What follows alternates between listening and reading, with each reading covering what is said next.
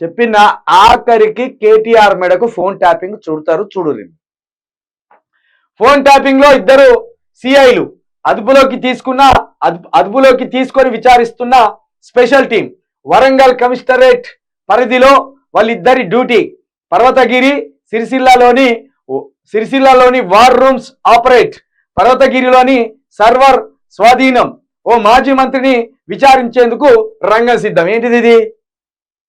సిరిసిల్ల ఎవరి పరిధి? కేటీఆర్ పరిధి కాబట్టి సిరిసిల్లకు చుట్టిండు. పర్వతగిరి ఎవరి పరిధి? ఎర్రబెల్లి దయాకర్ రావు పరిధి. ఎర్రబెల్లి దయాకర్ రావు సిరిసిల్ల రెండింటిని టార్గెట్ చేసిండు. ఖచ్చితంగా ఫోన్ ట్యాపింగ్ తోట, ధరణి తోట, ఇంకో దానితోట మొత్తానికి కేటీఆర్ని మాత్రం జైలేస్తారు. కేసీఆర్ని వేస్తారా ఏరో తెలియదు కానీ కేటీఆర్ని మాత్రం జైలేసే ప్రయత్నాలు ముమ్మరంగా సాగుతున్నాయి. ఇప్పటికే కవితను జైల్లో వేసిండ్రు. అది కవిత 100 కోట్ల ముడుపు తీసుకుందా లేదా అనేది విచారణ జరుగుతున్నది. కానీ మొత్తానికైతే కవితను జైలు వేసిండు, నిందితురాలిగా జైలు వేసిండ్రు. ముద్దాయిగా ఆమె తేలుతుందా లేదా చూడాలి. అది పక్కన పెడితే ఇప్పుడు ఈ ఫోన్ ట్యాపింగ్ తోటి కేటీఆర్ మెడకు ఉచ్చు దిట్టే ప్రయత్నం చేస్తాను. ఇంకో భయంకరమైన నిజం ఏంటంటే ఫోన్ ట్యాపింగ్ ఆట హరీష్ రావుది కూడా పెట్టిందనే ఒక ప్రాపగండ సృష్టిస్తాను.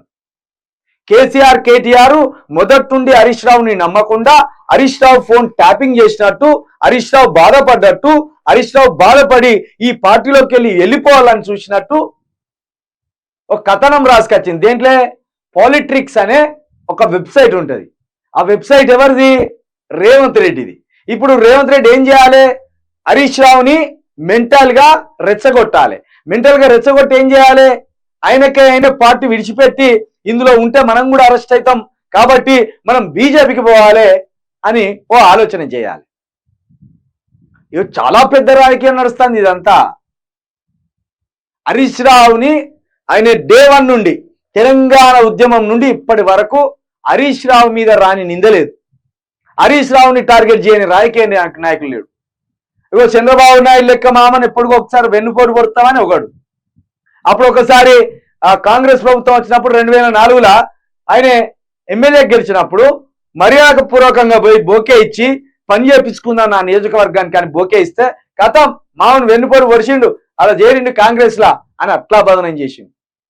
కాబట్టి ఇలాంటి ఇదంతా హరీష్ రావుకి కేటీఆర్కి మధ్య విభేదాలు పెట్టి పార్టీని మరింత నాశనం చేసి పార్టీని మొత్తం జీరో చేసి వాళ్ళు గొడవలు పెట్టుకునేదాకా ఈ విభేదాలు సృష్టించాలని చూస్తాను. దయచేసి ఒకటి చెప్తున్నా, బీఆర్ఎస్ లో ఉన్న కార్యకర్తలు కావచ్చు, ఎమ్మెల్యేలు కావచ్చు, లేకపోతే తెలంగాణ ప్రజలు కావచ్చు, మీరు భ్రమపడకండి. కేసీఆర్ లాంటి గట్టి లీడర్ వచ్చినందుకే ఈ కుట్రలన్నీ జరుగుతున్నాయి.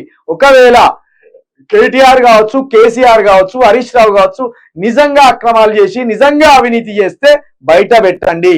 ఎందుకంటే అది హరీష్ రావే స్వయంగా మేమేమాత్రం అవినీతి చేసినా మమ్మల్ని దొరకబట్టండి అని ఓపెన్ గా చెప్పిండు.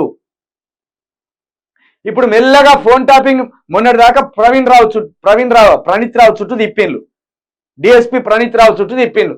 ఇప్పుడు మెల్లగా దీంట్లోకి కేటీఆర్ ను గుంచిండ్రు. కేటీఆర్ నుండి మెల్లగా ఈ ఎర్రబెల్లి దయాకర్ రావుని గుంజే ప్రయత్నం చేస్తాం. మొత్తానికి ఒక సగం మందిని మాత్రం జైలు ఎత్తారు. ఎవడు లొంగిపోడో వాళ్ళందరినీ జైలు ఎత్తారు.